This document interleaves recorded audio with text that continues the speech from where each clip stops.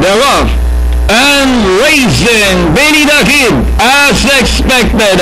Running alongside, moving up by the rail now is runner number 2, Casey the favorite. Emilia Bolina in the middle, running alongside now is Chicks, 2 Chicks down in 5th by some Forengs.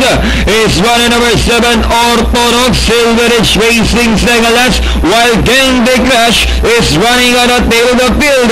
And as they past the last 800, we've got Billy the Kid leads the Via Polenka. Running away second is runner number 2, and that's the favorite KC now in second. Running in third is Emilia Bolina, and remains in fourth is Chicks to Chicks Silver Ridge Orthodox Racing second last, and Candy Crush is still racing in seventh as they race the last 350. The lead now belongs to KC.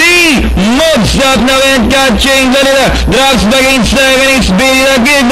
And down to the finish.